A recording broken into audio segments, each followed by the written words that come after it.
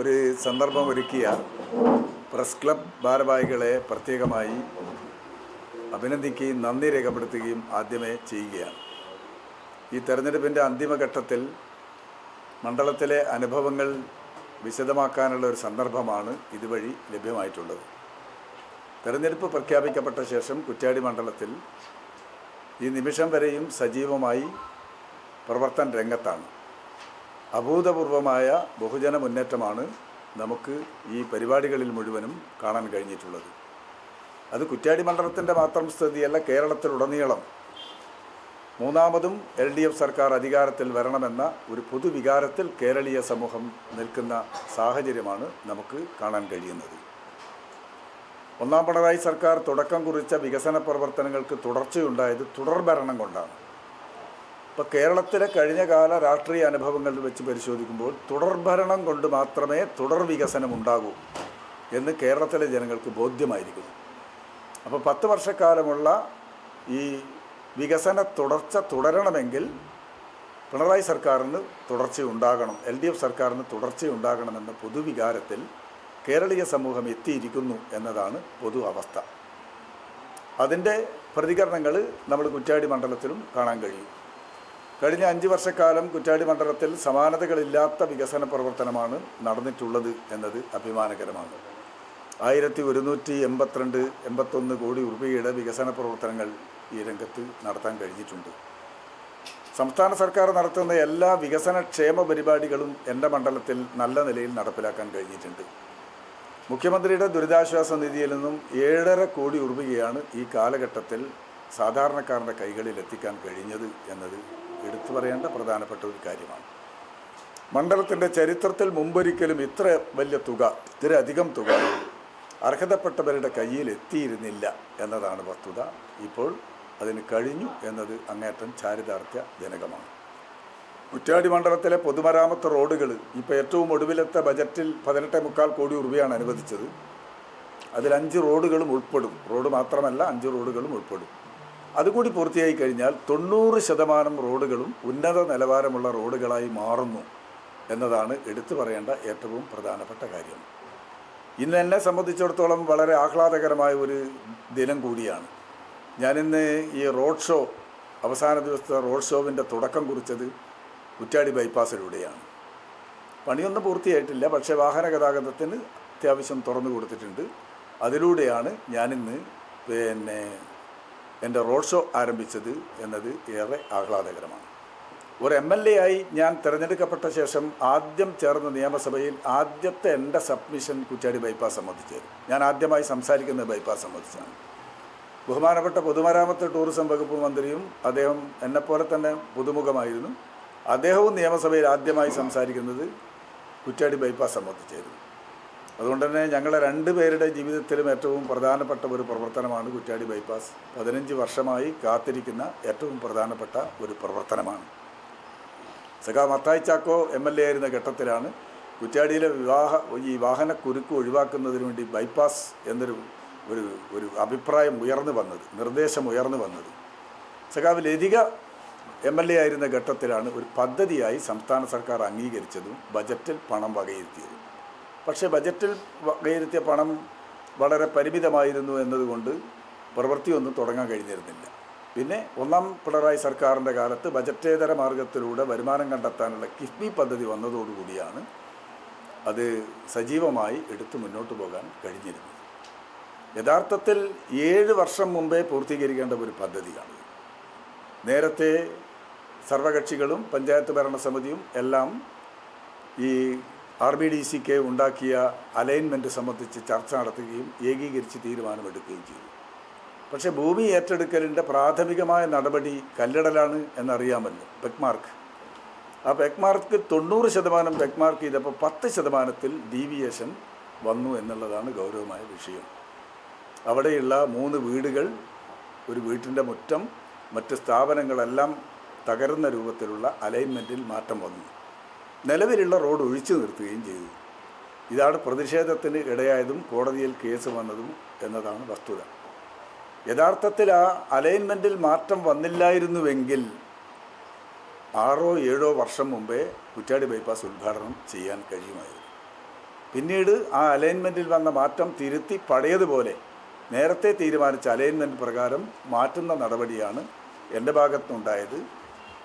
അങ്ങനെയാണ് ഇപ്പോഴെങ്കിലും ആ തടസ്സങ്ങളൊക്കെ നീക്കി ഇപ്പോഴെങ്കിലും ഉദ്ഘാടനം ചെയ്യുന്ന ഘട്ടത്തിലേക്ക്, ഉദ്ഘാടനത്തിനായിട്ടില്ല, ഉദ്ഘാടനം ചെയ്യുന്ന ഘട്ടത്തിലേക്ക് ബൈപ്പാസ് എത്തിയിരിക്കുന്നത് എന്ന് കാണാം. എന്തിനാണ് ഈ അലൈൻമെൻറ്റിൽ മാറ്റം വരുത്തിയത് എന്നത് ദുരൂഹമാണ്. നിലവിലുള്ള റോഡ് ഒഴിച്ചു നിർത്തി തൊട്ടടുത്ത് വരുന്ന ഒരു ബിസിനസ് സ്ഥാപനത്തിൻ്റെ സൗകര്യാർത്ഥമാണെന്ന് ജനങ്ങൾ പറയുന്നു. ആ രൂപത്തിൽ ഒരു ബിസിനസ് താല്പര്യത്തിൻ്റെ അടിസ്ഥാനത്തിലാണ് യഥാർത്ഥത്തിൽ ബൈപ്പാസ് ഇങ്ങനെ താമസിച്ചു പോയത് എന്നത് ദൗർഭാഗ്യകരമായ അവസ്ഥയാണ്. ഏതായാലും മണ്ഡലത്തിലെ 90% റോഡുകളും അനുവദിച്ച പദ്ധതികൾ കൂടി നടപ്പിലാക്കുമ്പോൾ നല്ല നിലയിൽ ആയി മാറും. മണ്ഡലത്തിലെ മുഴുവൻ സർക്കാർ സ്കൂളുകൾക്കും കെട്ടിടമുണ്ടാക്കാൻ ആവശ്യമായ പണം അനുവദിച്ചു എന്നതാണ് മറ്റൊരു എടുത്തു പറയേണ്ട നേട്ടം. ഇനി കുറ്റ്യാടി മണ്ഡലത്തിൽ സർക്കാർ സ്കൂളുകൾക്ക് പുതിയ കെട്ടിടത്തിൻ്റെ ആവശ്യമുണ്ടാവില്ല. ആ രൂപത്തിൽ എല്ലാ സ്കൂളുകൾക്കും ലഭിച്ചു. 2 AEOS ഓഫീസ് വാടക കെട്ടിടത്തിലായിരുന്നു, അത് സ്വന്തം കെട്ടിടത്തിലേക്ക് മാറ്റി. 2 ITകൾ വളരെ പരിതാപകരമായ നിലയിൽ ഒരു വാടക കെട്ടിടത്തിലാണ്. അത് രണ്ടും ഏറ്റവും മനോഹരമായ കെട്ടിടം, നിങ്ങളെല്ലാം കണ്ടിട്ടുണ്ടാകും. മനോഹരമായ കെട്ടിടം ഉണ്ടാക്കി അടുത്ത അക്കാദമിക് ഇയറിൽ അങ്ങോട്ട് മാറ്റാൻ കഴിയും. വളരെ പ്രസിദ്ധമായ കക്കട്ടിൽ പ്രവർത്തിക്കുന്ന വോളിബോൾ അക്കാദമി ഇപ്പോഴും പഞ്ചായത്ത് ഓഫീസിന് മുകളിലാണ്. സ്വന്തമായ 1 ഏക്കർ സ്ഥലമുണ്ട്. വർഷങ്ങൾക്ക് മുമ്പേ നാട്ടുകാർ നൽകിയതാണ് സ്ഥലം. അവിടെ ഹോസ്റ്റൽ ഉണ്ടാക്കാനും ഗ്രൗണ്ട് ഉണ്ടാക്കാനും പണം അനുവദിച്ച് അതിൻ്റെ പ്രവൃത്തി നടക്കുകയാണ്. അത് പൂർത്തിയായി കഴിഞ്ഞാൽ ആ സ്ഥാപനവും സ്വന്തം കെട്ടിടത്തിലേക്കായി മാറും. പിന്നെ വിദ്യാഭ്യാസത്തിൻ്റെ ഗുണനിലവാരം മെച്ചപ്പെടുത്തുന്നതിന് വേണ്ടി സ്മാർട്ട് കുറ്റ്യാടി MLAയുടെ പ്രത്യേക വിദ്യാഭ്യാസ പദ്ധതിയാണ് നല്ല നിലയിൽ നടപ്പിലാക്കി മുന്നോട്ട് പോകാൻ കഴിഞ്ഞിട്ടുണ്ട്. കുറ്റ്യാടി താലൂക്ക് ആസ്പത്രിയാണ് ഏറ്റവും പ്രധാനപ്പെട്ട സ്ഥാപനം. 10 പഞ്ചായത്തിലെ രോഗികൾ വരുന്ന ആ സ്ഥാപനത്തിന് സ്ഥലപരിമിതിയാണ് ഏറ്റവും പ്രധാനപ്പെട്ട പ്രശ്നം. 28.5 കോടി രൂപ അനുവദിപ്പിക്കാൻ എൻ്റെ ഈ കാലഘട്ടത്തിൽ കഴിഞ്ഞു എന്നത് അഭിമാനകരമായ നേട്ടമായി ഞാൻ കാണുകയാണ്. ഇപ്പം അത് അന്തിമഘട്ടത്തിലാണ് നിർമ്മാണം. മെയ് മാസമാകുമ്പോഴേക്ക് എന്തായാലും കെട്ടിടത്തിൻ്റെ നിർമ്മാണം പൂർത്തീകരിക്കാൻ കഴിയും എന്നാണ് കണക്കാക്കുന്നത്. എല്ലാ ആസ്പത്രികളും നല്ല നിലയിൽ പ്രൈമറി ഹെൽത്ത് സെൻ്റർ മുഴുവനും കുടുംബാരോഗ്യ കേന്ദ്രങ്ങളായി മാറി. ഒരു ഡോക്ടർക്ക് പകരം 3 ഡോക്ടർ പ്രവർത്തിക്കുന്ന, വൈകുന്നേരം വരെ പ്രവർത്തിക്കുന്ന സാഹചര്യങ്ങളുണ്ടായി. ഹോമിയോ ക്ലിനിക്കുകളും ആയുർവേദ ക്ലിനിക്കുകളും നല്ല നിലയിൽ പ്രവർത്തിച്ച് മുന്നോട്ട് പോകുന്നുണ്ട്. അങ്ങനെ ആരോഗ്യരംഗത്തും നല്ല രൂപത്തിലുള്ള മുന്നേറ്റം സംഘടിപ്പിക്കാൻ കഴിഞ്ഞിട്ടുണ്ട്. പിന്നെ VS മുഖ്യമന്ത്രിയായിരുന്ന ഘട്ടത്തിലാണ് മണിമലയിൽ കോക്കനട്ട് പാർക്കിന് വേണ്ടി സ്ഥലം ഏറ്റെടുത്തത്. വളമരങ്കരയും വ്യവസായ വകുപ്പ് മന്ത്രിയായിരുന്നു. KK ലതിക MLA ആയിരുന്നു. നാളികേര വിലയിടിവിൻ്റെ ഒരു ഘട്ടത്തിലാണിത്. 2007-08 നാളികേരത്തിൻ്റെ ഏറ്റവും വില ഇടിഞ്ഞ ഒരു കാലഘട്ടമായിരുന്നു. അന്ന് നാളികേര കൃഷിക്കാരെ രക്ഷിക്കാൻ എന്താണ് മാർഗമെന്ന ചർച്ചയുടെ ഫലമായിട്ടാണ് നാളികേരത്തിൻ്റെ മൂല്യവർദ്ധിത ഉൽപ്പന്നങ്ങൾ ഉണ്ടാക്കുന്ന ഒരു വ്യവസായ കേന്ദ്രം സ്ഥാപിക്കുക. അങ്ങനെയാണ് മണിമലയിൽ സ്ഥലം ഏറ്റെടുക്കുന്നത്. 2010 ഒടുവിലാണ് സ്ഥലം ഏറ്റെടുത്തത്. ഞാൻ 2021 2016 ആകുമ്പോഴേക്ക് സ്ഥലം ഏറ്റെടുക്കേണ്ട നടപടികൾ മുഴുവനും പൂർത്തിയായിരുന്നു. 2021 ഞാൻ ഏറ്റെടുക്കുമ്പോൾ ഞാൻ സ്ഥാനാർത്ഥിയായി മത്സരിക്കുന്ന ഘട്ടത്തിൽ വേളം നിവാസികളുടെ നിവേദനം എന്തായിരുന്നു എന്ന് പറഞ്ഞാൽ കാട്ടുമൃഗ ശല്യത്തിൽ നിന്ന് ഞങ്ങളെ രക്ഷിക്കണം എന്നതായിരുന്നു. ഞാൻ MLA ആയി ഉടനെ ചെയ്തതെന്ന് പറഞ്ഞാൽ മുഴുവൻ സ്ഥലത്തെയും 116 ഏക്കറിലെയും കാട് വെട്ടിത്തെളിയിക്കാൻ ആവശ്യമായ നടപടികൾ സ്വീകരിക്കുകയാണ് ആദ്യം ചെയ്തത്. ചുറ്റുമതിൽ കെട്ടി, ഗേറ്റ് വെച്ചു, മറ്റ് സംവിധാനങ്ങൾ ചെയ്തു. ഇപ്പം 5 ഏക്കർ സ്ഥലം സംരംഭകർക്ക് കൊടുക്കാൻ പറ്റിയ പാകത്തിൽ മാറ്റം വരുത്താൻ കഴിഞ്ഞിട്ടുണ്ട്. അപേക്ഷ ക്ഷണിച്ചിട്ടുണ്ട് KSIDC. വ്യവസായ സംരംഭകർക്ക് നാളികേരാധിഷ്ഠിത വ്യവസായമോ ഭക്ഷ്യ സംസ്കരണമോ ആയിരിക്കണമെന്ന് മാത്രം. അങ്ങനെ വന്നു കഴിഞ്ഞാൽ അവർക്ക് സ്ഥലം ലഭ്യമാകുന്ന സാഹചര്യം ഇപ്പോൾ മണിമലയിൽ ഉണ്ടായിട്ടുണ്ട്. അതാണ് ഒരു എടുത്തു പറയത്തക്ക നേട്ടമായി കാണുന്നത്. ഒരു ടൂറിസം രംഗത്ത് ഒരു ഡെസ്റ്റിനേഷനായി കുറ്റ്യാടി മാറി എന്നുള്ളതാണ്. നേരത്തെ പയൻകുറ്റിമല പൂർത്തിയായതാണ് 1ാം പിണറായി സർക്കാരിൻ്റെ കാലത്ത്. ഇപ്പം ലോകനാർകാവ് കൂടി പൂർത്തിയാകുന്നതോടുകൂടി ലോകനാർകാവ് പയൻകുറ്റിമല പ്രധാനപ്പെട്ട ഒരു കേന്ദ്രമായി മാറുകയാണ്. മലബാറിലെ ആദ്യത്തെ കളരി മ്യൂസിയം വരാൻ പോകുന്നത് അവിടെയാണ്. പഴയൊരു പുതിയോട്ടൽ കൊട്ടാരം പുതുക്കി പണിയുന്നുണ്ട്. അതുകൂടി സ്ഥാപിച്ചു കഴിഞ്ഞാൽ അത് പൂർത്തിയായി മുന്നോട്ട് പോകാൻ കഴിയും. അതുപോലെ മഞ്ചയിൽ കടവ് മണിയൂരിൽ ഉള്ള പ്രധാനപ്പെട്ട ഒരു ടൂറിസം കേന്ദ്രമായി ദിവസം 100 കണക്കിന് പേർ സന്ദർശിക്കുന്ന ഒരു കേന്ദ്രമായി മാറിയിട്ടുണ്ട്. ചൊവ്വാപ്പുഴയിലൊരു കേന്ദ്രം തുടങ്ങാൻ പോകുന്നു. ചെരണ്ടത്തൂർ ചിറയിൽ പ്രവൃത്തി ഉദ്ഘാടനം നടത്തിയിട്ടുണ്ട്. മറ്റ് പ്രവർത്തനങ്ങൾ ഇനി നടത്തണം. പ്രധാനപ്പെട്ട കേന്ദ്രമായി മാറുകയാണ്. വടകര മാഹി കനാൽ ഒരു റീച്ച് കൂടി കഴിഞ്ഞാൽ യാഥാർത്ഥ്യമാകും. 3ാമത്തെ റീച്ച് മാത്രമേ ബാക്കിയുള്ളൂ. കുറ്റ്യാടിപ്പുഴയിൽ നിന്ന് ഉപ്പുവെള്ളം കയറാതിരിക്കുന്നതിന് വേണ്ടി ഈ മാങ്ങാമ്പഴി ഷട്ടർ കം ബ്രിഡ്ജ് 31 കോടി രൂപ ചെലവിൽ നിർമ്മിച്ച് പൂർത്തീകരിച്ചു കഴിഞ്ഞു. മാങ്ങാമൊഴി മുതൽ കോട്ടപ്പള്ളി വരെ ബോട്ടിന് സഞ്ചരിക്കാൻ പറ്റുന്ന പാത രൂപത്തിൽ ആഴവും വീതിയും ഒക്കെ കൂട്ടി റെഡിയായിട്ടുണ്ട്. പക്ഷേ കോട്ടപ്പള്ളി പാലത്തിന് ഉയരമില്ല. അതുകൊണ്ട് നിലവിലുള്ള പാലം പൊളിച്ചു മാറ്റി 17.5 കോടി രൂപയുടെ പുതിയ പാലം പണി അവിടെ നടക്കുകയാണ്. ഈ രൂപത്തിൽ അത് പൂർത്തിയായി കഴിഞ്ഞാൽ വടകര, കുറ്റ്യാടി, വടകര, അതുപോലെ നാദാപുരം മണ്ഡലങ്ങളിൽ ചരക്ക് ഗതാഗത രംഗത്തും ടൂറിസം രംഗത്തും വലിയ മുന്നേറ്റം സംഘടിപ്പിക്കാൻ സഹായിക്കുന്ന ഏറ്റവും പ്രധാനപ്പെട്ട പദ്ധതിയാണ്. മറ്റൊന്ന്, കുറ്റ്യാടിയുടെ പ്രത്യേകത, ഈ കോഴിക്കോട് ജില്ലയിൽ വടകര താലൂക്കിൽ ഏറ്റവും കൂടുതൽ നെൽകൃഷി ഇടങ്ങളുള്ളത് ഒരു മണ്ഡലമാണ്. പക്ഷേ 50% താഴെ സ്ഥലത്ത് മാത്രമേ നെൽകൃഷി ചെയ്യുന്നുള്ളൂ. വെള്ളക്കെട്ടാണ് പ്രധാനപ്പെട്ട കാരണം. കുറ്റ്യാടി പുഴയുടെ ലെവലിനേക്കാൾ താഴെയാണ് എന്നതാണ് അതിൻ്റെ അടിസ്ഥാന കാരണം. വെള്ളക്കെട്ട് ഒഴിവാക്കുന്നതിന് വേണ്ടി 2 കോടിയുടെ പദ്ധതി ആയഞ്ചേരിയിലും 1 കോടിയുടെ പദ്ധതി കുറ്റ്യാടിയിൽ നടപ്പിലാക്കുന്നുണ്ട്. ഭാവിയിൽ ഒരു തരിശുരഹിത കുറ്റ്യാടി എന്ന മുദ്രാവാക്യം മുഴക്കി നമ്മൾ മുന്നോട്ട് പോകേണ്ടി വരും. മലയോരമോ കടലോരമോ കുറ്റ്യാടിയിൽ ഇല്ലെങ്കിലും 3 ഭാഗവും കുറ്റ്യാടി പുഴയാൽ ചുറ്റപ്പെട്ട് കിടക്കുന്ന പ്രദേശം വളരെ മനോഹരമാണ്. ഏത് പോയിൻറ്റും ടൂറിസത്തിന് ഏറ്റവും സാധ്യതയില്ല. അപ്പോൾ ടൂറിസവും കാർഷിക രംഗവും ബന്ധപ്പെടുത്തിക്കൊണ്ടുള്ള പുതിയ പ്രോജക്റ്റുകൾ രൂപീകരിച്ച് ഭാവിയിൽ മുന്നോട്ട് പോകണം എന്നത് തന്നെയാണ് കാണാൻ കഴിയുന്നത്. ആ രൂപത്തിലുള്ള പദ്ധതികൾ സ്വീകരിച്ച് മുന്നോട്ട് പോകും. ഈ സന്ദർശന വേളയിലെല്ലാം മനസ്സിലാക്കാൻ കഴിഞ്ഞ് ഭരണവിരുദ്ധ വികാരം എന്നൊന്നില്ല എന്നതാണ്. സംസ്ഥാന സർക്കാരിൻ്റെതായാലും മണ്ഡലത്തിലേതായാലും വികസനത്തോട് താല്പര്യപൂർവ്വമാണ് എല്ലാ തലത്തിലുമുള്ള, കക്ഷി രാഷ്ട്രീയമൊന്നും അതിനില്ല, എല്ലാ തലത്തിലുമുള്ള സാധാരണ ജനങ്ങൾ നോക്കിക്കാണുന്നത് എന്നത് പ്രത്യേകം എടുത്തു പറയേണ്ട ഒരു കാര്യമാണ്. അതുകൊണ്ട് വളരെ LDFനെ സംബന്ധിച്ചിടത്തോളം വളരെ ആശാവഹമായ ഒരു സാഹചര്യമാണ് കുറ്റ്യാടി മണ്ഡലത്തിലുള്ളത്. ഒരു വൻ മുന്നേറ്റം തന്നെ ഈ തെരഞ്ഞെടുപ്പിൽ LDFന് ഉണ്ടാകുമെന്ന കാര്യത്തിൽ ഒരു സംശയവുമില്ല. ആ രൂപത്തിൽ നിങ്ങളെല്ലാം മണ്ഡലത്തിൽ നിരീക്ഷിക്കുന്നവരാണ്. നിങ്ങൾ പരിശോധിച്ച് കഴിഞ്ഞാൽ നിങ്ങൾക്കെല്ലാം അത് ബോധ്യമാകുന്ന കാര്യവുമാണ്. അതുകൊണ്ട് അത്യുജ്വലമായ വിജയം കുറ്റ്യാടി മണ്ഡലത്തിൽ ഇത്തവണ നേടാൻ കഴിയും. യാതൊരു സംശയവും അക്കാര്യത്തിൽ ഇല്ല.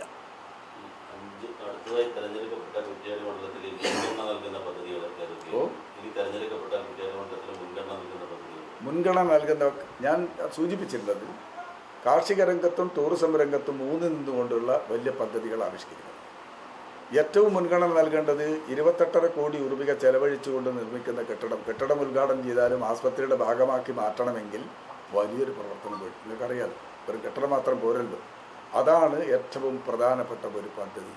കുറ്റ്യാടി താലൂക്ക് ആസ്പത്രിയുടെ പുതിയ കെട്ടിടം ആസ്പത്രിക്ക് പ്രയോജനപ്രദമായ രൂപത്തിൽ മാറ്റുക എന്നുള്ളതാണ് ഒരു കാര്യം. രണ്ടാമത്തെ, മണിമലയിലെ കോക്കനട്ട് പാർക്കിൽ കൂടുതൽ വ്യവസായ സംരംഭം കൊണ്ടുവരാനുള്ള ഇടപെടൽ. പിന്നെ വരുന്നത് നെൽകൃഷി. ഞാൻ തരിശുരഹിത കുറ്റ്യാടി, ഈ വടകര താലൂക്കിൻ്റെ നെല്ലറയായി കുറ്റ്യാടി മാറ്റാൻ വേണ്ടിയുള്ള പ്രവർത്തനം തുടങ്ങി വെച്ചിട്ടുണ്ട്. പക്ഷെ അത് കൂടുതൽ വിപുലമായി നമ്മൾ ഭാവിയിൽ കൊണ്ടുപോകേണ്ടി വരും. അതോടൊപ്പം ടൂറിസത്തിന് അനുയോജ്യമായ സ്ഥലമാണ്, പ്രത്യേകിച്ച് കുറ്റ്യാടി പുഴയോരം മുഴുവനുള്ളത്. അതിലൂന്നി നിന്നുകൊണ്ടുള്ള വികസന പരിപാടികളാണ് നമ്മൾ ചെയ്യേണ്ടത്. ഇത്തവണത്തെ LDFൻ്റെ തെരഞ്ഞെടുപ്പ് വാഗ്ദാനമുണ്ട്. അതിൽ ഒരു സാമൂഹ്യ പ്രശ്നം കൂടി ഉന്നയിക്കുന്നുണ്ട്. നിങ്ങളുടെ ശ്രദ്ധയിൽ അത് വന്നോ എന്നറിയില്ല. ആ സാമൂഹ്യ പ്രശ്നം എന്താണെന്ന് പറഞ്ഞാൽ, ചെറുപ്പക്കാർക്ക് കല്യാണം കഴിക്കാൻ സ്ത്രീകളെ കിട്ടാത്ത വളരെ ഗൗരവമായ പ്രശ്നമുണ്ട്. ആ പ്രശ്നം, അതിൻ്റെ ഗൗരവം, ഈ സ്മാർട്ട് കുറ്റ്യാടിയുടെ ഭാഗമായി 28 LP സ്കൂളുകളിൽ 50-ൽ താഴെ കുട്ടികളാണ്. എന്ന് പറഞ്ഞാൽ സർക്കാരിൻ്റെ വ്യാഖ്യാനമനുസരിച്ച് ഒരു സാമ്പത്തികമായി നിലനിൽപ്പില്ലാത്ത സ്ഥാപനമായി, അൺഎക്കണോമിക്. ഞാൻ ആ 28 സ്ഥാപനത്തിലും ഞാനും അധ്യാപകന്മാരും പോയി രാഷ്ട്രീയ പാർട്ടികളെയും രക്ഷിതാക്കളെയും നാട്ടുകാരെയും എല്ലാം വിളിച്ചിരുത്തി ചർച്ച നടത്തി ഇടപെട്ടു. അതിൻ്റെ ഫലമായി 5-8 വിദ്യാലയങ്ങളിൽ 50-ൽ കൂടുതൽ അഡ്മിഷനായിട്ടുണ്ട്. ഇതിൽ 28 വിദ്യാലയങ്ങളിൽ 100-ൽ പരം വർഷം കഴിഞ്ഞ വിദ്യാലയങ്ങളാണ് എന്നതാണ് മറ്റൊരു പ്രത്യേകത. ഓരോ ഗ്രാമത്തിൻ്റെ ചരിത്രമാണ്.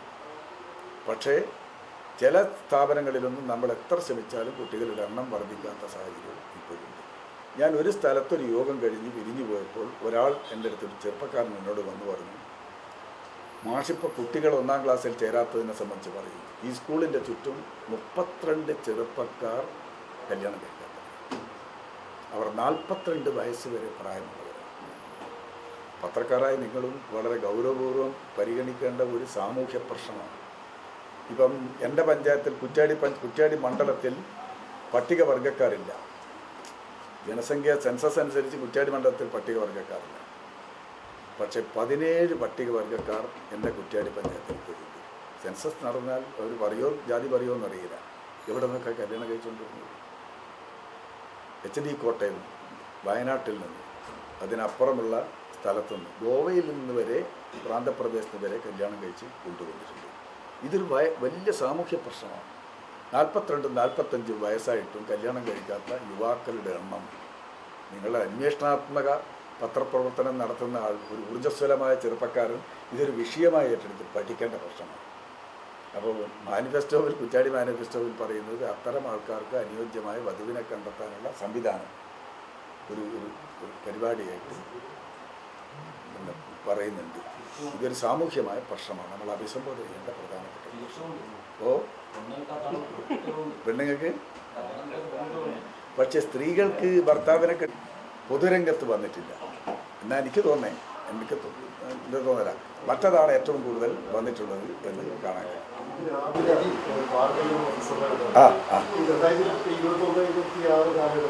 ഒരു പദ്ധതി കുറ്റ്യാടി മണ്ഡലത്തിൽ ഉണ്ടായിട്ടില്ല. നേരത്തെ അദ്ദേഹം കുറ്റ്യാടി ഡയാൽ സെന്റർ, ബൈപ്പാസ്, നാളികേര പാർക്ക്, നാളികേര പാർക്ക് സഖാവ് KK ലതികയും VS അച്യുതാനന്ദൻ സർക്കാരിൻ്റെ കാലത്താണ് ഭൂമി ഏറ്റെടുത്തത്. പൈതൃകം അവകാശപ്പെട്ട് കഴിഞ്ഞാൽ ആരവകാശപ്പെടണം? വേറൊരു കാര്യം, ജനാധിപത്യത്തിൽ ജനപ്രതിനിധികൾ തുടർച്ചയാണ്. ഒരു ജനപ്രതിനിധി വന്നു കഴിഞ്ഞാൽ മുൻ ജനപ്രതിനിധി തുടങ്ങി വെച്ചതും തുടങ്ങാത്തതുമായ പ്രവർത്തനങ്ങൾ ഏറ്റെടുത്ത് മുന്നോട്ട് കൊണ്ടുപോകേണ്ടി വരും. ഉദാഹരണമായി പറയാം, ഞാൻ MLA ആയി തിരഞ്ഞെടുക്കപ്പെട്ട ശേഷം മണ്ഡലത്തിൽ മുഴുവൻ വർക്കുകളും ഞാൻ അവലോകനം ചെയ്തു, ഉദ്യോഗസ്ഥന്മാർ വിളിച്ച് അവലോകനം ചെയ്തു. അപ്പോഴാണ് കാണുന്നത്, ഒരു ഉദാഹരണം പറയാം. വടകര വില്യ പള്ളിച്ചേരക്കാട് റോഡ് 2017-18 ബജറ്റ് പ്രസംഗത്തിൽ വടകര താലൂക്കിൽ 2 റോഡുകൾ അനുവദിച്ചു. ഒന്ന് കൈനാട്ടി നാദാവൂർ റോഡും ഒന്ന് വടകര വില്യാപ്പള്ളി ചേരക്കാട് റോഡും. 12 മീറ്റർ വീതിയിൽ സൗജന്യം കൊടുക്കണമെന്ന വ്യവസ്ഥയാണ് ഉണ്ടായിരുന്നത്. കൈനാട്ടി നാദാവൂർ റോഡ് നാദാപുരം MLAയും രാഷ്ട്രീയ പാർട്ടികളും ചേർന്ന് അന്ന് തന്നെ മുൻകൈയെടുത്ത് പ്രായോഗികമായി വർഷങ്ങൾക്ക് മുമ്പേ നടപ്പിലാക്കി. പക്ഷേ വടകര വില്യാപ്പള്ളി ചേലക്കാട് റോഡിൽ മുൻകൈ എടുക്കാൻ ആരും ഉണ്ടായില്ല. ഞാൻ അന്വേഷിച്ചപ്പോൾ കിപ്പി പറഞ്ഞു, നടപ്പിലാകാത്ത പദ്ധതികളുടെ ലിസ്റ്റിൽ ഉൾപ്പെടുത്തി കഴിഞ്ഞു. അവരെ വർക്കുകൾ നടക്കുന്നത്, നടപ്പാക്കാത്തത്, നടക്കാത്ത. ഞാനും സഖാ വിജയേട്ടനും പോയി മുഖ്യമന്ത്രിയെ കണ്ട് നിവേദനം സമർപ്പിച്ച് ഞങ്ങൾ എന്തായാലും നടപ്പിലാക്കും, ഞങ്ങൾക്ക് അവസരം തരണം എന്ന് പറഞ്ഞതിൻ്റെ ഭാഗമായിട്ടാണ് ഞങ്ങളെ പ്രവർത്തനം തുടങ്ങിയത്. 3 മണ്ഡലത്തിലെയും MLAമാർ ചേർന്നുകൊണ്ട് സർവകക്ഷികളെ വിളിച്ചു, ജനപ്രതിനിധികളെ വിളിച്ചു, കമ്മിറ്റി ഉണ്ടാക്കി, വീട് വീടാന്തരം കയറി കൺസെൻറ്റ് വാങ്ങി. 3.5 വർഷക്കാലമാണ് എടുത്തത്. കൺസെൻറ്റ് വാങ്ങാൻ തുടങ്ങിയപ്പോൾ ആക്ഷൻ കമ്മിറ്റി വന്നു, കേസ് വന്നു, പത്രസമ്മേളനം വന്നു, നിങ്ങൾക്കറിയാമല്ലോ. ആ എതിർപ്പുകളൊന്നും വകവെക്കാതെ തന്നെ, പക്ഷെ അവരുടെ ഡിമാൻഡ്, ന്യായമായ ഡിമാൻഡ് ഞങ്ങൾ അംഗീകരിച്ചു. മതിൽ പൊളിക്കുമ്പോൾ മതിൽ കെട്ടിക്കൊടുക്കണം, പീടിക മുറിച്ച് കഴിഞ്ഞാൽ റിപ്പയർ ചെയ്യണം, രണ്ടും എസ്റ്റിമേറ്റിൽ ഉൾപ്പെടുത്തിക്കൊണ്ട് പുതിയ ഉത്തരവ്. മുഖ്യമന്ത്രിക്ക് ഞാനാണ് നിവേദനം കൊടുത്തത്. എൻ്റെ നിവേദനത്തിൻ്റെ അടിസ്ഥാനത്തിൽ തന്നെയാണ് ഉത്തരവ് വന്നത്. അതെല്ലാം നിങ്ങൾക്ക് കാണാൻ കഴിയുന്നതാണ്. അങ്ങനെയാണ് ഇപ്പം പ്രവൃത്തി. കുറേ പേർ അതോടുകൂടിയാണ് അനുകൂലിക്കാൻ കഴിഞ്ഞത്. അങ്ങനെ ആണ് ഇപ്പം 85% കൺസെൻറ്റ് കിട്ടിയപ്പോൾ ടെൻഡർ ഇതിപ്പോൾ ഒരാളെങ്കിലും എടുക്കുന്നു. പക്ഷേ വർക്ക് നടക്കുന്നത് കുറ്റ്യാടി നാദാപുരത്ത് മാത്രമാണ്. 5 വിളക്ക് മുതൽ അങ്ങോട്ട് എടുക്കണമെന്ന് തീരുമാനിച്ച് വടകര മണ്ഡലത്തിൽ നടന്നില്ല. നടക്കാത്തത് കൊണ്ട് അവരെയും വെയിറ്റ് ചെയ്ത് നിന്നാൽ ഞങ്ങളെ പ്രവർത്തനം നടക്കാതെ പോകുക എന്നതുകൊണ്ട് 1ാം ഘട്ടം എന്നുള്ള രൂപത്തിൽ ഞങ്ങൾ ടെൻഡർ ചെയ്ത് അങ്ങോട്ട് മുന്നോട്ട് പോവുകയാണ് ചെയ്തത്. വടകര മണ്ഡലത്തിൽ ആ മുൻകൈ ഉണ്ടായില്ല എന്ന വസ്തുത നമ്മുടെ മുന്നിലുണ്ട്. 2017-18 58 കോടി രൂപ അനുവദിച്ചിട്ട് എന്തേ നടപ്പിലാക്കാതിരുന്നു? ആരാണ് അതിന് ഉത്തരവാദി? അപ്പുറം കൈനാട്ടി നാദാപുരം റോഡ് നടന്നു, വടകര വില്യാപ്പള്ളി ചേലക്കാട് റോഡ് നടന്നില്ല. അവകാശവാദം ഉന്നയിക്കുന്നവർ അവർ പറയട്ടെ, എന്താ അതിന് കാരണം? കുറ്റ്യാടി ബൈപ്പാസ് മത്തായി ചാക്കോൻ്റെ കാലത്താണ്, ഞാൻ നേരത്തെ പറഞ്ഞത് വീണ്ടും ആവർത്തിക്കേണ്ട കാര്യമില്ല. എല്ലാവർക്കും അവരവരുടേതായ പങ്കുണ്ടാകാം. പക്ഷെ അലൈൻമെൻറ്റ് മാറ്റിയെന്തിന്? അത് നിങ്ങൾക്കറിയാത്തതുകൊണ്ട് നിങ്ങൾ ചോദിച്ചിട്ടുണ്ടാവില്ല. സന്ദർഭം കിട്ടിയാൽ ചോദിച്ചോളൂ, എന്തിനാണ് അലൈൻമെൻറ്റ് മാറ്റിയത്? ആർക്ക് വേണ്ടിയാണ് അലൈൻമെൻറ്റ് മാറ്റിയത്? അതിൻ്റെ ഫലമായിട്ടാണ് ആ പ്രവൃത്തി ഇത്രയും താമസിച്ചില്ലെങ്കിൽ നേരത്തെ തന്നെ ഉദ്ഘാടനം ചെയ്യാൻ കഴിയുന്ന ഒരു പ്രവൃത്തിയായിരുന്നു. പിന്നെ ഞാൻ എന്തെങ്കിലും വികസന പ്രവർത്തനം നടത്തണോ എന്നത് ഒരു തർക്കപ്രശ്നമായിട്ടൊന്നും എടുക്കേണ്ടതില്ല. ജനങ്ങൾ തീരുമാനിക്കട്ടെ ഞാനെന്ത് നടത്തിയില്ല എന്ന്. അതല്ലേ ഇപ്പം 21 നടക്കാൻ പോകുന്ന ഇപ്പം തെരഞ്ഞെടുപ്പ്. അതിൻ്റെ ഭാഗമായി ജനങ്ങൾ തീരുമാനിക്കാൻ. പത്രക്കാരായ നിങ്ങൾ എൻ്റെ മണ്ഡലത്തിലൊന്ന് സഞ്ചരിച്ച് നിങ്ങൾ പറ, 10 കൊല്ലമായി 2010 അനുവദിച്ച 2 ITകളുണ്ട്. നിങ്ങളതിൻ്റെ ശോചനീയാവസ്ഥ കാണണം. വില്യാപ്പള്ളിയിലും മണിയിലും വാടക കെട്ടിടത്തിൽ IT എന്ന് പറഞ്ഞാൽ ഏറ്റവും പ്രധാനപ്പെട്ട സ്ഥാപനമല്ല. ക്യാമ്പസ് ഇല്ല, ലാബില്ല, സൗകര്യമില്ല, വർക്ക്ഷോപ്പില്ല, എല്ലാം ഇടുങ്ങിയ മുറി. ഇപ്പം നിങ്ങൾ നോക്ക്, അതിനും അവകാശവാദം ഉന്നയിക്കുന്നില്ല. എനിക്കതിലൊന്നും ആക്ഷേപമില്ല. അവകാശവാദം തെരഞ്ഞെടുപ്പല്ലേ, തെരഞ്ഞെടുപ്പിൽ പിന്നെ ന്യായീകരണം കണ്ടെത്താനും മുന്നിൽ നിൽക്കാനും വേണ്ടി അവകാശവാദങ്ങളൊക്കെ ഉന്നയിക്കുന്ന രീതിയിൽ അതിലെനിക്ക് വിരോധമൊന്നുമില്ല. അങ്ങനെ ആർക്കും അവകാശവാദം ഉന്നയിച്ച് മുന്നോട്ട് പോകുന്നത്. പിന്നെ ഇതൊക്കെ തുടർച്ചയാണ് നമ്മൾ കാണണം. സർക്കാർ ഫണ്ട് അനുവദിച്ചുകൊണ്ട് മാത്രം കാര്യമുണ്ടോ? ഞാൻ 21 വർഷം തദ്ദേശ സ്വയംഭരണ സ്ഥാപനത്തിൽ പ്രവർത്തിച്ച ഒരാളാണ്. ഗ്രാമപഞ്ചായത്ത് മുതൽ ജില്ലാ പഞ്ചായത്ത് പ്രസിഡന്റ് വരെ. എനിക്കറിയാം ഫണ്ട് കിട്ടിക്കഴിഞ്ഞാൽ എങ്ങനെ വിനിയോഗിക്കണം, എവിടെ തടസ്സം എങ്ങനെ മാറ്റണം, അതെങ്ങനെ മുന്നോട്ട് പോകണമെന്ന് എനിക്ക് അനുഭവമുണ്ട്. ഈ 21 വർഷക്കാലത്തെ ആ പ്രവർത്തനത്തിനിടയിൽ എനിക്ക് നല്ല അനുഭവമുണ്ട്. ഫണ്ട് വാങ്ങിയതുകൊണ്ടൊന്നും മാത്രം കാര്യമില്ല. ഫണ്ട് വാങ്ങി സൂക്ഷിക്കാൻ ആർക്കും കഴിയും. അത് കുറച്ച് കഴിയുമ്പോൾ അങ്ങ് നഷ്ടപ്പെടുകയും. ഫണ്ട് കിട്ടിക്കഴിഞ്ഞാൽ അത് ത്വരിതഗതിയിൽ നടപ്പിലാക്കാൻ കഴിയണം. ഈ പറയുന്ന ഫണ്ടൊക്കെ കിട്ടിയിട്ടുണ്ട്. 1ാം പിണറായി സർക്കാരിൻ്റെ ഒരു പ്രത്യേകതയുണ്ട്, അതും നിങ്ങൾ കാണേണ്ടതാണ്. വികസന കൊയ്ത്തിൻ്റെ ഒരു കാലഘട്ടമാണ്. ഒരു മണ്ഡലം MLA എന്തൊക്കെ ആവശ്യപ്പെട്ടോ, 140 മണ്ഡലങ്ങളിൽ ഏറ്റവും കൂടുതൽ ആവശ്യപ്പെട്ടവർക്ക് ഏറ്റവും കൂടുതൽ ഫണ്ട് കിട്ടി. അതിൽ വൈമുഖ്യം പ്രകടിപ്പിച്ചവർക്ക് അങ്ങനെ കിട്ടിയില്ല. കുറ്റ്യാടിയൊന്നും അധികം ആവശ്യപ്പെട്ടില്ല. അതുകൊണ്ടാണ് വൻകിട പദ്ധതികളൊന്നും വരാതെ പോയത്. വന്ന പദ്ധതികൾക്ക് പണം അനുവദിച്ചിട്ട് നടപ്പിലാക്കിയുമില്ല. ഏത് നടപ്പിലാക്കി? കുട്ടോത്തട്ടക്കുണ്ട് കടവിന് കിഫ്ബി ഫണ്ടാണ്, നടപ്പിലാക്കിയോ? വടകര വില്യാപ്പള്ളി ചേലക്കാട് റോഡിന് കിഫ്ബി ഫണ്ടാണ്, നടപ്പിലാക്കിയോ? കുറ്റ്യാടി ബൈപ്പാസിന് കിഫ്ബി ഫണ്ടാണ്, നടപ്പിലാക്കിയോ? ഏത് നടപ്പിലാക്കി? സംസ്ഥാന സർക്കാർ പണം അനുവദിച്ചിട്ടുണ്ട് ഒരു വിവേചനവും കൂടാതെ. അത് നടപ്പിലാക്കാൻ തയ്യാറായില്ല എന്നുള്ളതാണ് ഗൗരവമായ വിഷയം. ഞാൻ ആ പ്രവർത്തനമൊക്കെ ഏറ്റെടുത്ത് നടപ്പിലാക്കിയിട്ടുണ്ട്. ഞാൻ നടപ്പിലാക്കേണ്ട എൻ്റെ ചുമതലയല്ലേ MLA എന്നുള്ളത്. അനുവദിച്ച ഫണ്ട് മുഴുവനും കുറ്റ്യാടിക്ക് പ്രയോജനപ്പെടുത്താൻ ഫലപ്രദമായി ഞാൻ ഇടപെട്ടിട്ടുണ്ട്. റോഡുകളുടെ എണ്ണമൊന്നും ഞാൻ പറയുന്നില്ല, നിങ്ങളുടെ നാട്ടിൽ പോയി ചോദിച്ചാൽ മതി. അദ്ദേഹത്തിൻ്റെ കാലത്ത് നടന്ന റോഡ് അതാണ്, എൻ്റെ കാലത്ത് നടന്ന റോഡ് അതാണ്, അദ്ദേഹത്തിൻ്റെ കാലത്ത് നടന്ന പ്രവർത്തനം. ഇനി 28.5 കോടി രൂപ കുറ്റ്യാടി ബൈപ്പാസിൻ്റെ ആണ് പറയുന്നതെങ്കിൽ 2024 ടെൻഡർ ചെയ്ത്. 2024 ആരാ MLA? 2024 ടെൻഡർ ചെയ്ത ഒരു പ്രവൃത്തി ഞാൻ പ്രസംഗിക്കുന്നതായിട്ട് കേട്ടിട്ടുണ്ട്, ഇങ്ങനെ പറഞ്ഞിട്ടുണ്ട്. 90% ഞാൻ പൂർത്തിയാക്കി എന്ന് പറഞ്ഞു പോയി. അതെങ്ങനെയാണ്? 2024 ടെൻഡർ ചെയ്തൊരു വർക്ക് 90% ഞാനാണ് പൂർത്തിയാക്കിയെന്ന് ഒരാൾ പറഞ്ഞാൽ അയാളുടെ സഹതാപം മാത്രമേ എനിക്കുള്ളൂ. എനിക്ക് അയാളോട് വേറെ ഒന്നും ഒരു ഇതൊന്നുമില്ല. തെരഞ്ഞെടുപ്പല്ലേ, തെരഞ്ഞെടുപ്പിൽ പിടിച്ചു നിൽക്കാൻ വേണ്ടി ഇങ്ങനെയുള്ള അഭ്യാസങ്ങളൊക്കെ കാണിക്കുന്ന കാര്യമുണ്ട്. പക്ഷേ പഴയ കാലമല്ലേ, ജനങ്ങളല്ലേ, അവരുടെ കൺമുമ്പിലില്ലേ. നിങ്ങൾ കുറ്റ്യാടി മണ്ഡലത്തിൽ എവിടെ പോയി കുഞ്ഞമ്മദ് കുട്ടി ഒരു വികസനവും നടത്തിയില്ലെന്ന് പറഞ്ഞാൽ ജനങ്ങൾ വിശ്വസിക്കുകയാണോ? അന്വേഷിക്കും. അഭിമാനപൂർവ്വം തന്നെയാണ് ഞാൻ ജനങ്ങളെ അഭിമുഖീകരിക്കുന്നത്. എനിക്കതിലൊരു സങ്കോചമില്ല. ഞാൻ പറഞ്ഞ കാര്യങ്ങളൊക്കെ നടപ്പിലാക്കി മുന്നോട്ട് പോകാൻ കഴിഞ്ഞിട്ടുണ്ട്.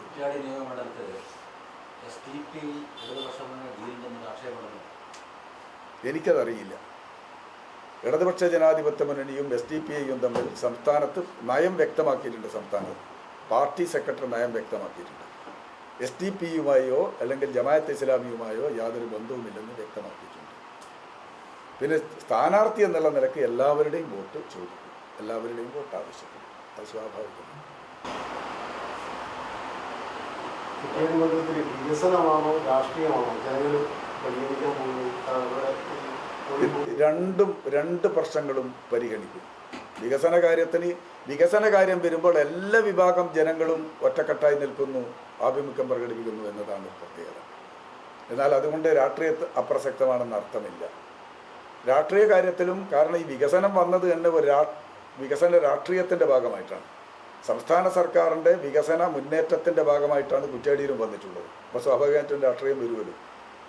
വികസനം നൽകാൻ കഴിയുന്ന, നടപ്പിലാക്കാൻ കഴിയുന്ന ഇച്ഛാശക്തിയുള്ള സർക്കാർ വേണം, എങ്കിലേ വികസനം നടക്കൂ, വികസന തുടർച്ചയുണ്ടാകൂ എന്ന വികാരമാണ് പൊതുവിൽ നിൽക്കുന്നത് എന്നാണ് ഞാൻ മനസ്സിലാക്കിയിട്ടുള്ളത്. UDF സ്ഥാനത്ത് ആരോപിച്ചൊരു ആരോപണം സ്ഫോടനം ബോംബ് സ്ഫോടനം ഉണ്ടായിരുന്നു. അതുമായി ബന്ധപ്പെട്ട് പിന്നെ അക്രമത്തെ അവലംബിച്ചു.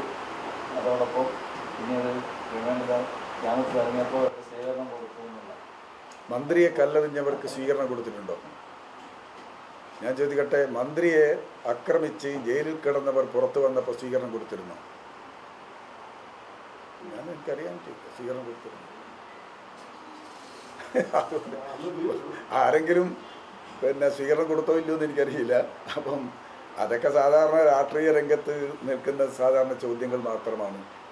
അല്ലാതെ ഗൗരവതരമായ ഒരു ക്രമസമാധാന പ്രശ്നവും ഇപ്പോൾ കുറ്റ്യാടി മണ്ഡലത്തിലോ കേരളത്തിലോ കോഴിക്കോട്ടോ ഇല്ല എന്നത് വസ്തുതയാണ്. പഴയതിലേക്കൊന്നും പറയാൻ ഞാൻ ആഗ്രഹിക്കുന്നില്ല. നമ്മൾ ഓർമ്മിക്കാൻ പോലും ആഗ്രഹിക്കാത്ത ഒരുപാട് പ്രശ്നങ്ങൾ നടന്ന നാടാണ് ഈ വടകര താലൂക്ക്. ഞാനത് പറയേണ്ടതില്ലല്ലോ. അതൊക്കെ ആരെ ഭരണത്തിലാണ്, ഏത് ഭരണത്തിലാണ് നടന്നത്? ആ വിഷയത്തിൽ അങ്ങേക്കൊരു ക്ഷീണം സംഭവിച്ചു. കാരണം തോടന്നൂരിൽ KSUവിന്റെ ജില്ലാ സെക്രട്ടറിയുടെ വീടിന് ബോംബറിന്റെ വിഷയത്തിൽ അത് പാർട്ടിയായിട്ട് ഒരു ബന്ധമില്ലാതെ ആദ്യഘട്ടത്തിൽ പറഞ്ഞു. പാർട്ടിയായിട്ട് ഒരു ബന്ധവുമില്ല. കാരണം പാർട്ടിക്ക് സുവ്യക്തമായ നിലപാടുണ്ട്. ഒരു വ്യക്തിയുടെ അവസാനത്തെ അഭയകേന്ദ്രമാണ് വീട്. ഒരു കാരണവശാലും വീട്ടിന് നേരെ ആക്രമിക്കാൻ പാടില്ല. വീട്ടിലുള്ള ഏതെങ്കിലും ഒരു അംഗം കുറ്റം ചെയ്തിട്ടുണ്ടെങ്കിൽ അവിടെയുള്ള ബാപ്പയോ ഉമ്മയോ വൃദ്ധരോ കുട്ടികളോ ഉത്തരവാദികളല്ല. അതുകൊണ്ട് ഒരു കാരണവശാലും നേരത്തെ തന്നെ ഒരു സംഭവമായിട്ട് ബന്ധപ്പെട്ട് പാർട്ടി വ്യക്തമാക്കിയാണ് വീടുകളുടെ അക്രമത്തെ ഒരു കാരണവശാലും പാർട്ടി അംഗീകരിക്കില്ല. അതാര് ചെയ്താലും അംഗീകരിക്കില്ല എന്നുള്ള പൊതു നിലപാടാണ്. അതിപ്പോഴും അതേ നിലപാട് തന്നെയാണ്. വീട് ആക്രമിക്കുന്ന നിലപാടുകളോട് യോജിക്കാൻ കഴിയില്ല.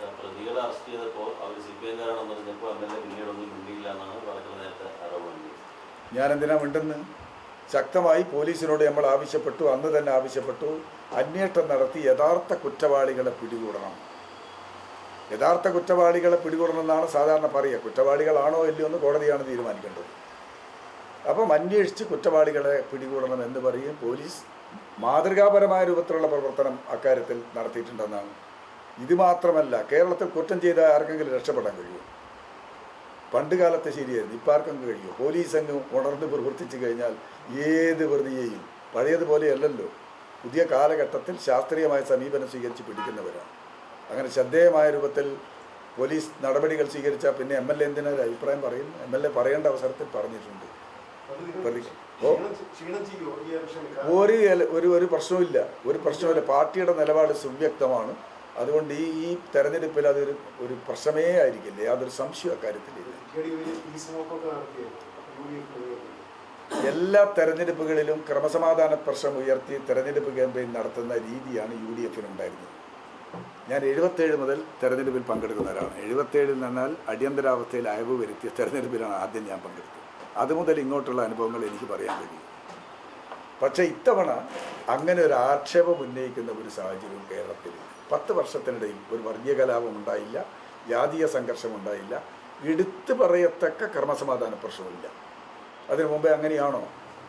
എണ്ണിയാൽ തീരാത്ത ക്രമസമാധാന പ്രശ്നം നമ്മളെ ഇവിടെ ഈ വടകര താലൂക്കിൽ മുഴുവനും ഇല്ലേ? അതുകൊണ്ട് ഇപ്പം ക്രമസമാധാന പ്രശ്നം ഉന്നയിക്കാൻ ഒരു ചാൻസ് ഇല്ല. ഇതൊരു നിമിത്തമായി ഇപ്പം ക്രമസമാധാന പ്രശ്നം ഉയർത്തുന്നു എന്ന് മാത്രമേ ഉള്ളൂ.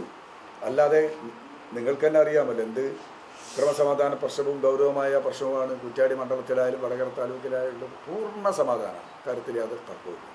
പോലീസ് ഏറ്റവും ഫലപ്രദമാണ് എന്ന് പറയുമ്പോൾ തന്നെ LDF നൽകിയ ഒരു പരാതിയായിരുന്നു കാഫി സ്ക്രീൻഷോട്ടുമായി ബന്ധപ്പെട്ട് LDF നൽകിയ ഒരു പരാതിയായിരുന്നു. ആ കേസ് ഇപ്പോൾ പ്രതികളിലേക്ക് എത്തിയില്ല എന്ന് പറഞ്ഞ് അവസാനിപ്പിക്കാൻ വേണ്ടി പോലീസ് കോടതിയിൽ റിപ്പോർട്ട് ചെയ്തു. എനിക്കതിനെ സംബന്ധിച്ച് അറിയില്ല. ഞാൻ മനസ്സിലാക്കുന്നത് അന്വേഷണം നടക്കുന്നുണ്ട് എന്നാണ് എൻ്റെ അറിവ്. എനിക്കതിൽ കൂടുതൽ അറിയില്ല. രാവിലെ ഈ കേന്ദ്ര സർക്കാരിന്റെ ജലനിധിയുടെ ആ ഫണ്ടിലെ വലിയ അതും നിങ്ങളെ വകയിൽ ഉൾപ്പെടുത്തിയിട്ടാണ് ഇങ്ങനെ പ്രതീക്ഷിക്കുന്നത്. ജലനിധി പദ്ധതി കേന്ദ്ര ഗവൺമെൻറ് മാത്രം പദ്ധതിയാണോ? 50% കേന്ദ്രവും 50% സംസ്ഥാനവും. സംസ്ഥാനത്തിന് തന്നെ തദ്ദേശ സ്വയംഭരണ വകുപ്പിൻ്റെ ഉണ്ട്, ഗുണഭോക്താക്കളുടെ വിഹിതമുണ്ട്. ഗുണഭോക്താക്കളുടെ വിഹിതത്തിൻ്റെ പേരിലാണ് എൻ്റെ മണ്ഡലത്തിലുള്ള പല പഞ്ചായത്തുകളും ഈ പ്രോജക്റ്റ് ഏറ്റെടുക്കാതിരുന്നത്. കാരണം 10% വഹിക്കാൻ കഴിയില്ല വരുമാനം കൊണ്ട്. അവസാനം സംസ്ഥാന സർക്കാർ എന്ത് തീരുമാനിച്ചു? അവർ വഹിക്കണോ വഹിക്കണ്ടോ ഒന്നും നോക്കണ്ട, അത് സംസ്ഥാന സർക്കാർ വഹിച്ചു കൊള്ളുമെന്ന ധാരണയുടെ അടിസ്ഥാനത്തിലാണ് എടുത്തത്. ഞാൻ എൻ്റെ ഇടപെടലിൻ്റെ ഫലമായിട്ടാണ് 8 പഞ്ചായത്തിലും പ്രോജക്റ്റ് ഏറ്റെടുപ്പിക്കാൻ കഴിഞ്ഞത്. ഏത് കേന്ദ്രാവിഷ്കൃത പദ്ധതി എന്ന് പറയുന്നത് അതല്ലേ? എവിടെ ജലനിധി നടപ്പിലാക്കണം, എവിടെ നടപ്പിലാക്കണ്ട, അത് ഇംപ്ലിമെൻറ്റേഷൻ ആരാ? സംസ്ഥാന സർക്കാരാണ്. നിങ്ങൾ നടപ്പിലാക്കി കഴിഞ്ഞാൽ 50% ഫണ്ട് തരുന്നേ ഉള്ളൂ. എല്ലാ പദ്ധതിയും അങ്ങനെയല്ലേ? PMGSY പദ്ധതി എന്ന് പറഞ്ഞാൽ അതല്ലേ? വീട് നിർമ്മാണത്തിൽ ചെറിയൊരു വിഹിതം കേന്ദ്രത്തിൻ്റെ, ഏതിലാ വിഹിതമില്ലാത്തത്? അതെങ്ങനെ കേന്ദ്രത്തിൻ്റെ ഇത് മാത്രമോ? 50% സംസ്ഥാനത്തിൻ്റെതല്ലേ? ഞാൻ ഇടപെട്ട് 8 പഞ്ചായത്തിലും ഈ ജലനിധി പദ്ധതി അതിൽ 100% വീടിൽ വെള്ളം എത്തിച്ചിട്ടുണ്ട്. നിങ്ങൾ അറിയുമെന്നറിയാലോ, കുന്നുമ്മൽ അല്ല ജലജീവൻ പദ്ധതിയിൽ 100% വെള്ളം എത്തിച്ച പഞ്ചായത്താണ് കുന്നുമ്മൽ. എൻ്റെ പഞ്ചായത്തിൽ 85% കുറ്റ്യാടിയിൽ, മറ്റുള്ളത് നടന്നുകൊണ്ടിരിക്കുകയാണ്. അപ്പം മുഴുവൻ വീടുകളിലും ശുദ്ധജലം എത്തിക്കാൻ വേണ്ടിയുള്ള പദ്ധതിക്ക് ഞാൻ മുൻകൈ എടുത്താൽ എനിക്കത് പറയാൻ പാടില്ലെന്നാണ്. കുറേ പഞ്ചായത്തുകളിൽ കണക്ഷൻ കൊടുത്തിട്ടുണ്ട്. പക്ഷേ കണക്ഷൻ കൊടുത്തിട്ട് എത്രയോ കാലമായി വെള്ളം ഇതുവരെ കിട്ടിയിട്ടില്ല. കുറേ പഞ്ചായത്ത് കുറേ സ്ഥലങ്ങളിൽ കുന്നുമ്മലും കുറ്റ്യാടിയും അനുഭവമില്ല. കുറ്റ്യാടിയിൽ ഇപ്പം 15% ഞാൻ വെച്ചതെന്നാൽ നെട്ടൂർ എന്ന് പറയുന്ന പ്രദേശത്ത് കുന്നുണ്ട്, അതിനിപ്പോൾ 1 കോടി രൂപ പാസ്സായി കൊടുത്തിട്ടുണ്ട്. താഴെ ടാങ്കിൽ ശേഖരിച്ച് പ്രത്യേക പമ്പ് വെച്ച് കുന്നിൻ്റെ മുകളിൽ കൊണ്ടുപോകുന്ന പദ്ധതി. അതുകൊണ്ട് ജലജീവൻ പദ്ധതി അങ്ങനെ കേന്ദ്രത്തിനോട് വലിയ മമത തോന്നുന്ന ആരെങ്കിലും ഉണ്ടെങ്കിൽ പറഞ്ഞോട്ടെ, എനിക്കതിൽ എതിർപ്പൊന്നുമില്ല. പക്ഷേ ജലജീവൻ പദ്ധതി കേന്ദ്ര സംസ്ഥാന സംയുക്ത പദ്ധതിയാണ്. അത് എവിടെ നടപ്പിലാക്കേണ്ടെന്ന് തീരുമാനിക്കുന്നത് സംസ്ഥാന സർക്കാർ തന്നെയാണ്. പാർലമെന്റ് തെരഞ്ഞെടുപ്പിൽ കുറ്റ്യാടി മണ്ഡലത്തിൽ UDF-ന് വലിയ മേഖലയാണ്. പഞ്ചായത്ത് തെരഞ്ഞെടുപ്പ് പോകുമ്പോഴും അങ്ങനെ തന്നെയാണ്. അതെങ്ങനെയാണ് നിങ്ങൾ കാണേണ്ടതെന്ന് പറഞ്ഞാൽ കേരളത്തിലെ ജനങ്ങളുടെ ഒരു പൊതു രീതി ആർക്കും അറിയാത്തതാണ്. തദ്ദേശ സ്വയംഭരണ സ്ഥാപനത്തിൽ തെരഞ്ഞെടുപ്പിൻ്റെ രീതി ഒരു രീതിയാണ്, നിയമസഭാ തെരഞ്ഞെടുപ്പ് വരുമ്പോൾ മറ്റൊരു രീതിയാണ്, പാർലമെൻറ്റ് തെരഞ്ഞെടുപ്പ് വരുമ്പോൾ മറ്റൊരു രീതിയാണ്. നിങ്ങൾ 10-25 വർഷക്കാലം നടന്ന തെരഞ്ഞെടുപ്പ് നിങ്ങളൊരു വിശകലനത്തിന്, ഒരു പഠനത്തിന് നിങ്ങൾ വിധേയമാക്കിയാൽ നിങ്ങൾക്ക് കാണാൻ കഴിയും. തദ്ദേശ സ്വയംഭരണ സ്ഥാപനത്തിൽ ഉജ്ജ്വലമായ വിജയം കരസ്ഥമാക്കി തുടർന്ന് നിയമസഭാ തെരഞ്ഞെടുപ്പിൽ വിജയിച്ച ചരിത്രമുണ്ട്. പാർലമെൻറ്റ് തെരഞ്ഞെടുപ്പിലെ വിജയത്തിൻ്റെ അടിസ്ഥാനത്തിൽ നിയമസഭാ തെരഞ്ഞെടുപ്പ് 2019 പാർലമെൻറ്റ് തെരഞ്ഞെടുപ്പ് എങ്ങനെയായിരുന്നു? 2019 പാർലമെൻറ്റ് തെരഞ്ഞെടുപ്പിൽ എൻ്റെ ഓർമ്മ ശരിയാണെങ്കിൽ 110 സീറ്റുകളിൽ UDF-ന് ഭൂരിപക്ഷമായി. പക്ഷേ 2021 നിയമസഭാ തെരഞ്ഞെടുപ്പ് വന്നപ്പോൾ 99 സീറ്റിൽ എങ്ങനെ ജയിച്ചു?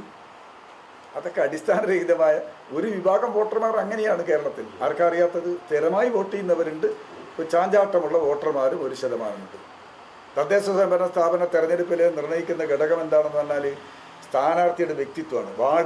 വാർഡിൻ്റെ ഞാൻ പറയുന്നത്, വാർഡ് അടിസ്ഥാനത്തിൽ രാഷ്ട്രീയ പ്രശ്നങ്ങൾ, പ്രാദേശിക പ്രശ്നങ്ങൾ, സ്ഥാനാർത്ഥിയുടെ വ്യക്തിത്വം, ഇതെല്ലാം അളവുകോല്.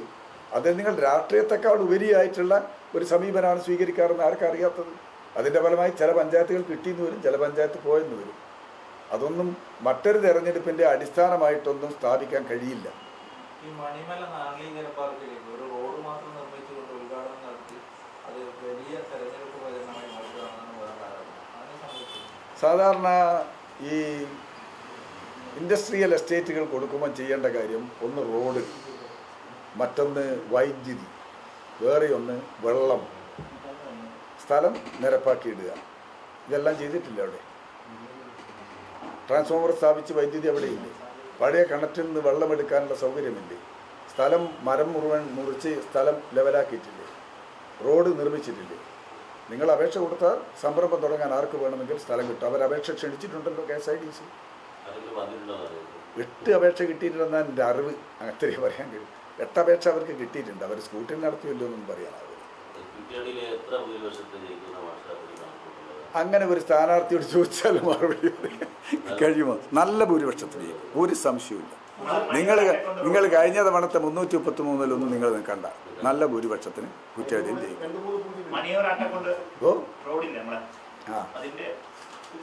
മണിയൂർ അട്ടക്കൊണ്ട് കടവ് റോഡ് നിങ്ങളെല്ലാം ഉയർത്തിക്കൊണ്ടുവരേണ്ട പ്രശ്നമാണ്. ഈ കേരള ചരിത്രത്തിൽ എവിടെയെങ്കിലും ഉണ്ടോ 7 റിട്ട് ഹർജികൾ ഒരു റോഡ് അക്വസേഷനെതിരായിട്ട് ഹൈക്കോടതിയിൽ വന്നത്? ഇനി ഏത് നിമിഷം സർക്കാർ റദ്ദാക്കുന്നുള്ള പേടിയിലാണ് ഞാൻ. കാരണം എന്നോട് ഓഫീസ് ചോദിക്കും, നിങ്ങളെന്തിനാ MLA ഇങ്ങനെ നടക്കുന്നു, നിങ്ങളെ നാട്ടുകാർക്ക് വേണ്ടാത്ത റോഡിന് വേണ്ടി നടക്കുന്നു എന്നാണ് അവരുടെ ചോദ്യം. 7 റിട്ട് ഹർജികൾ എവിടെയെങ്കിലും നിങ്ങൾ കാണും?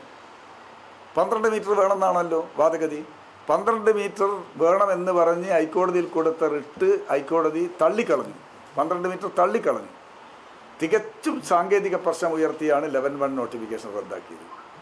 ഇത് കോടതി പറഞ്ഞു നിങ്ങൾ പുതുതായി തുടങ്ങി 4-1 നോട്ടിഫിക്കേഷൻ പുറപ്പെടുവിച്ചു, സാമൂഹ്യാഘാത പഠനം നടത്തി, വിദഗ്ധ സമിതി റിപ്പോർട്ട് വന്നു, സർക്കാർ അംഗീകരിച്ചു. 11-1 നോട്ടിഫിക്കേഷൻ പുറപ്പെടുവിക്കാൻ നോക്കുമ്പോൾ വീണ്ടും 7ാമത്തെ റിട്ടായിരുന്നു. എന്താണ് അതിനർത്ഥം? മാത്രമല്ല 2020 ഞാൻ പറയുന്ന ഡേറ്റ് നിങ്ങൾ ശ്രദ്ധിച്ചോ, 2020 ഡിസംബർ കിഫ്ബിയിൽ നിന്നും 10 കോടി രൂപ 10 മീറ്റർ വീതിയിൽ റോഡ് അക്വയർ ചെയ്യുന്നതിന് വേണ്ടി അനുവദിച്ച ഉത്തരവായത്. ആ ഉത്തരവിൽ പറയുന്ന വാചകം തന്നെ 10 മീറ്റർ വീതിയിൽ റോഡിന് സ്ഥലമേറ്റെടുക്കുന്നതിന് വേണ്ടി 10 കോടി അനുവദിക്കുന്നു. 2020 ഡിസംബർ 1-ന്. അന്ന് ഞാനാണോ MLA? 2020 ഡിസംബറിന് ഞാനാണോ MLA? എന്തേ ഇന്ന് ഈ ആക്ഷൻ കമ്മിറ്റി 12 മീറ്റർ എന്ന് പറയുന്ന പോലെ അന്ന് മിണ്ടാതിരുന്നു? എന്തേ അവർ കോടതിയിൽ പോകാതിരുന്നു? അപ്പോൾ വ്യക്തമാണ്, പൊളിറ്റിക്സാണ്. ഇല്ലെങ്കിൽ അന്നേ പറയണ്ടേ? 10 മീറ്ററിൻ്റെ ഉത്തരവ് അന്നേ വന്നിട്ടുണ്ട്. അന്നേ വന്നിട്ട് ഒന്നും ചെയ്തില്ലല്ലോ. 7 റിട്ട് ഹർജികൾ കൊടുക്കുന്നതിന് വേണ്ടി എത്ര കാശ് ചിലവുണ്ടാവും? എവിടെ നിന്നാണ് ഈ കാശ്? നാട്ടുകാരിൽ നിന്ന് പിരിച്ചിട്ടില്ലെന്നാണ് എൻ്റെ അന്വേഷണത്തിൽ മനസ്സിലായത്. എവിടെ നിന്നാണ് ഈ കാശ്? ഇങ്ങനെ ലക്ഷങ്ങൾ കോടതിയിൽ ചെലവഴിച്ച് കേസ് നടത്താൻ ആരാണ്, ഏത് കോടീശ്വരനാണ് ഇതിൻ്റെ പിന്നിൽ? നാട്ടുകാർക്ക് അറിയേണ്ട. ഒരു പ്രദേശത്തിൻ്റെ വികസനം തടയാൻ വേണ്ടി നിരന്തരമായി 7, നിങ്ങൾ വടകര ചാനിയങ്കടവ് റോഡ് 10 മീറ്റർ അല്ലേ? പയ്യോളി പേരാമ്പ്ര റോഡ് 10 മീറ്റർ അല്ലേ? അല്ലേ? അതിൻ്റെ രണ്ടിനെയും ബന്ധിപ്പിക്കുന്ന റോഡല്ലേ കുട്ടോ തട്ടക്കൊണ്ടുകടവ് റോഡ്? എന്നോട് കെപ്പിക്കാർ ചോദിച്ചത് നിങ്ങൾ പറയുന്നതിൻ്റെ യുക്തി എന്താണ്? അതിനിടയിലുള്ള കണക്ഷൻ റോഡിൽ 12 മീറ്റർ വേണമെന്ന്. ഞങ്ങളെ പഠനപ്രകാരം അത്രയേ വേണ്ടിയുള്ളൂ. ഒരു MLA എന്നുള്ള രൂപത്തിൽ എന്ത് ചെയ്യാൻ കഴിയും? ശാസ്ത്രീയമായ മാനദണ്ഡത്തിൻ്റെ അടിസ്ഥാനത്തിൽ മാത്രമേ ഞങ്ങളുടെ ഫണ്ട് അനുവദിക്കൂ, ഞങ്ങൾ പ്രവർത്തനം നടത്തൂ എന്നാണ് കിഫ്ബിയുടെ നിലപാട്. എനിക്ക് 12 മീറ്റർ ആകുന്നതിന് സന്തോഷമുള്ളൂ. എനിക്കെന്താ? ഒരു രാഷ്ട്രീയ പാർട്ടി എതിരല്ല 12 മീറ്റർ. അതും നിങ്ങൾ മനസ്സിലാക്കും. സർവകക്ഷികളുടെ അഭിപ്രായം 12. പക്ഷേ കിഫ്ബിക്കാർ ചോദിച്ചൊരു ചോദ്യമുണ്ട്. റോഡിൻ്റെ വിധി തീരുമാനിക്കുന്നത് നാട്ടുകാരാണ് തീരുമാനിക്കുന്നത്. 45 മീറ്ററിൽ നാഷണൽ ഹൈവേക്ക് വീതി വേണമെന്ന് പറഞ്ഞ് വടകരക്കാരാണോ തീരുമാനിച്ചത്? പുതിയ വാദഗതികൾ ഉന്നയിക്കൽ. അടിസ്ഥാനം എന്താണ്? ഈ സർക്കാരിൻ്റെ കാലത്ത് അക്വിസിഷൻ നടപടിയും നിർമ്മാണവും നടക്കരുത്, പണം ഞങ്ങളുടെ കയ്യിലുണ്ട്, പണം ഉപയോഗിച്ച് ഞങ്ങൾ കേസ് നടത്തി മുന്നോട്ട് പോകും. ഇതല്ലേ അവസ്ഥ? പക്ഷെ ഒരു കാര്യം തീരുമാനിച്ചു.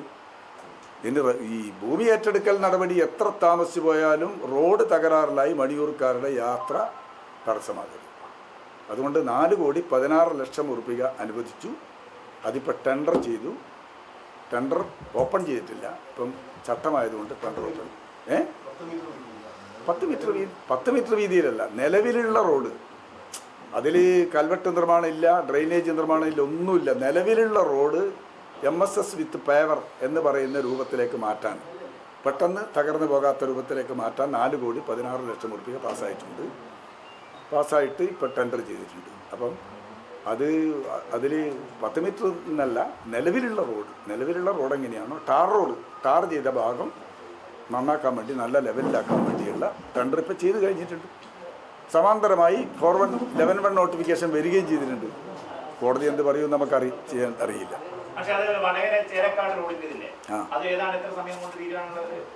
അത് 1.5 വർഷക്കാലമാണ്. എഗ്രിമെൻ്റ് വെച്ചത് മുതൽ 1.5 വർഷക്കാലം സാവകാശം. അതിൽ ഡ്രെയിനേജ് നിർമ്മാണവും കൽവെട്ട് നിർമ്മാണവും അതാണല്ലോ ഏറ്റവും പ്രധാനപ്പെട്ട. അത് വളരെ വേഗതയിൽ നടക്കുന്നുണ്ട്. പൊളിച്ച മതിലുകളൊക്കെ നന്നായിട്ട് കെട്ടിക്കൊടുത്തിട്ടുണ്ട്. നിങ്ങൾ കണ്ടിട്ടുണ്ടാവും. നല്ല മനോഹരമായിട്ട്, ആർക്കും ആക്ഷേപമില്ലാത്ത രൂപത്തിൽ കെട്ടിക്കൊടുത്ത് മുന്നോട്ട് പോകുന്നു. വേഗം പൂർത്തിയാകുമെന്ന്.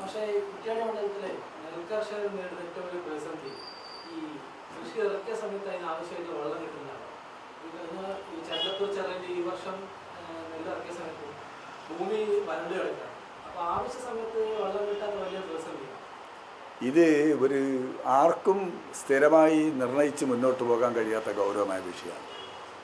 ഇപ്പം ജലനിർഗമന സംവിധാനം കുറേയൊക്കെ ശാസ്ത്രീയമായി ഉള്ളത് ചെണ്ടത്തൂർ ചിറയിൽ മാത്രമാണ്. ചെണ്ടത്തൂർ ചിറയിൽ കൂടുതൽ വെള്ളം ഉണ്ടാകുമ്പോൾ കുറ്റ്യാടിപ്പുഴയിലേക്ക് ഒഴുക്കാം. ആവശ്യമുള്ളപ്പോൾ കുറ്റ്യാടിപ്പുഴയിൽ തിരിച്ചു കയറ്റാനുള്ള സംവിധാനമുള്ളത് ചെണ്ടത്തൂരിൽ മാത്രമാണ്. വേളമായഞ്ചേരിയിലോ കുറ്റ്യാടിയിലോ അതുപോലെ തിരുവള്ളൂരിലോ ആ സൗകര്യമില്ല എന്നതാണ് പ്രശ്നം. ചെണ്ടത്തൂരിൽ പോലും കുറച്ച് ഭാഗത്ത് തരിച്ചിട്ടതായി കാണാം.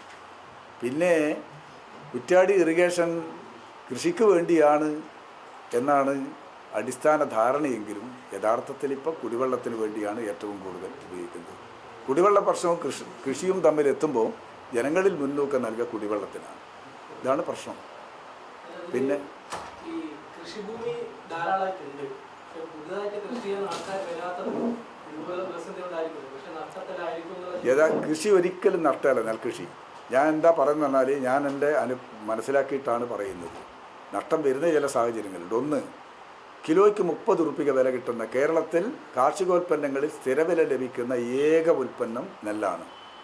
22 കേന്ദ്രം കൊടുക്കുന്നു, 30 സംസ്ഥാനം കൊടുക്കുന്നു. സംഭരിക്കാൻ സംവിധാനമുണ്ട്. ഒന്ന്. രണ്ടാമത്, തരിശു നിലത്തിൽ കൃഷി നടത്തുമ്പോൾ 40,000 ഉറുപ്പിക സബ്സിഡി ഉണ്ട്. നെൽകൃഷിക്കാർക്ക് ബോണസ് നൽകുന്ന ഇന്ത്യ രാജ്യത്തെ ഏക സംസ്ഥാനം കേരളമാണ്, വേറെ എവിടെയില്ല. അവർക്ക് ഇൻഷുറൻസ് ഉണ്ട്. വിത്തുകൾ തദ്ദേശ സ്വയംഭരണ സ്ഥാപനം ഉദാരമായ വിലക്ക് വിത്തുകൾ കൊടുക്കുന്നുണ്ട്. ഇത്രയധികം ആനുകൂല്യങ്ങൾ കിട്ടുന്ന വേറെ ഏത് കൃഷിയാണുള്ളത്? ശ്രദ്ധാപൂർവ്വം നടത്തുന്ന കൃഷിക്ക്. പിന്നെ എങ്ങനെയാണ് അപകടം പറ്റുന്നതെന്ന് പറഞ്ഞാൽ വേനൽ മഴയാണ്.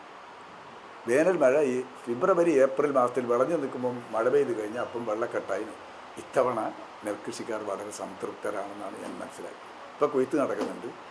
അങ്ങനെ വേനൽ മഴ വരാത്തോണ്ടുള്ള പ്രയാസം നമുക്കുണ്ടെന്നില്ല, ശരിയാണ്. ഇപ്പം കൃഷിക്കാർക്ക് അവരുടെ നെല്ല് വെള്ളത്തിലായി പോയിട്ടില്ല ഇത്തവണ. എല്ലാപ്പോഴും അങ്ങനെയല്ല. അതാണ് കൃഷിക്കാർക്ക് ഉണ്ടാകുന്ന പ്രധാനപ്പെട്ട നഷ്ടം. അപ്രതീക്ഷിതമായി ഉണ്ടാകുന്ന വേനൽ മഴ കാലവർഷക്കെടുതിയാണ് അവരലട്ടുന്ന ഒരു പ്രധാനപ്പെട്ട പ്രശ്നം.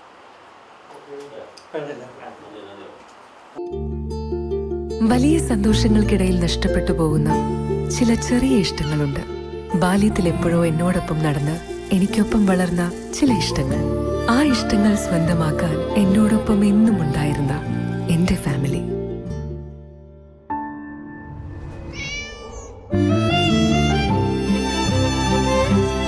എന്റെ ഇഷ്ടങ്ങൾ എന്റെ ഫാമിലിക്ക് അറിയാം. Family wedding centre.